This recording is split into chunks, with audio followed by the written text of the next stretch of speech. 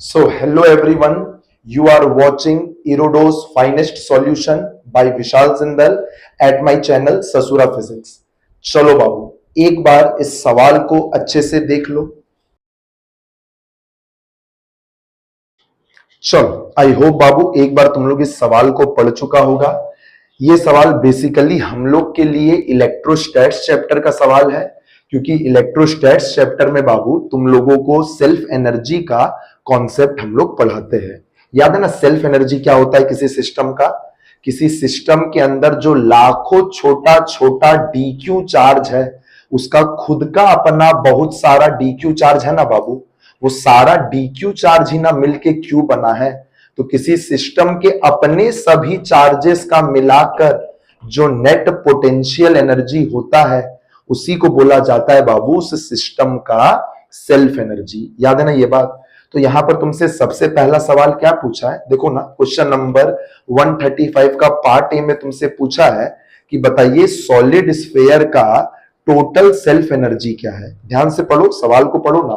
Total potential energy of the solid sphere, ऐसा ही कुछ करके पूछा है बेटा। सॉलिड स्फेयर का अपना खुद का पोटेंशियल एनर्जी यानी कि उसका अपना सेल्फ एनर्जी। याद है इसका तुम लोग को सीधे रिजल्ट आता है 0.6 kq स्क्वायर बाई आर। चलो ये वाला बात तो सिंपल था, लेकिन पार्ट बी में एक बहुत अच्छा बात पूछा है कि सॉलिड स्फेयर के अंदर जो एनर्जी है। अच्छा एक बात और याद रखना, बहुत अच्छा बात, ये जो भी पोटेंशियल एनर्जी होता है ना बेटा किसी भी बॉडी का, वो उस बॉडी के इलेक्ट्रिक फील्ड के अंदर स्टोर्ड रहता है। बात समझना। तो सॉलिड स्फेयर के अंदर भी इलेक्ट्रिक फील्ड है और सॉलिड स्फेयर के बाहर भी इलेक्ट्रिक फील्ड है। मतलब ये जो टोटल पोटेंशियल एनर्जी है, इसका कुछ हिस्सा इसके अंदर है एनर्जी का और कुछ हिस्सा सॉलिड स्फेयर के बाहर है। तो बहुत अच्छा बात पूछा है, कितना अंदर का एनर्जी है और कितना बाहर का एनर्जी है, उसका रेशियो बताइए। तो बात समझो, सॉलिड स्फेयर के बाहर जो इलेक्ट्रिक फील्ड के कारण एनर्जी है, अरे इलेक्ट्रिक फील्ड में ही स्टोर्ड होता है पोटेंशियल एनर्जी, सेल्फ एनर्जी, जो भी बोल लो। सॉलिड स्फेयर के बाहर जो इलेक्ट्रिक फील्ड का एनर्जी है, वो कैसे निकाले? थोड़ा लॉजिक लगाओ। तुम एक बात जानता है ना, सॉलिड स्फेयर के बाहर का फील्ड और हॉलो स्फेयर के बाहर का फील्ड एक जैसा होता है। तो हॉल, और याद है हॉलो स्फेयर के अंदर तो कोई फील्ड होता ही नहीं है। तो जो हॉलो स्फेयर अगर होता तो हॉलो स्फेयर का सारा एनर्जी उसके बाहर रहता है, क्योंकि उसके बाहरी हॉलो स्फेयर का इलेक्ट्रिक फील्ड होता है। और याद है हॉलो स्फेयर का सेल्फ एनर्जी का formula 0.5 kq square by R होता है। तो बाबू अगर हॉलो स्फेयर का बाहर का फील्ड और सॉलिड स्फेयर का बाहर का फील्ड का याद है फॉर्मूला सेम होता है, तो हॉलो स्फेयर के बाहर जितना एनर्जी है, सॉलिड स्फेयर के भी बाहर इलेक्ट्रिक फील्ड का उतना ही एनर्जी होगा, 0.5 kq स्क्वायर बाई आर।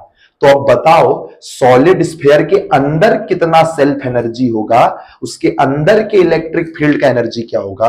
कितना सुंदर दिमाग है। सॉलिड स्फेयर का टोटल एनर्जी में से उसके बाहर का एनर्जी ये होता है, उसको माइनस कर दो तो सॉलिड स्फेयर के अंदर का जो एनर्जी है ना बाबू, अंदर के इलेक्ट्रिक फील्ड का एनर्जी, वो 0.1 kq स्क्वायर बाई आर आ जाएगा।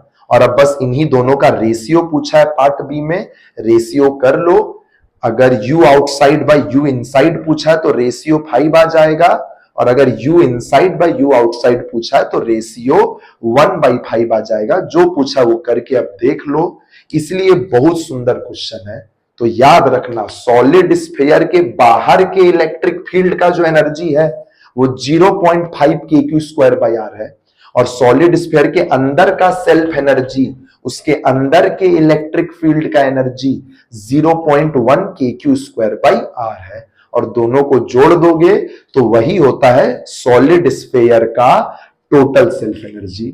चलो बाबू tata bye bye, best of luck.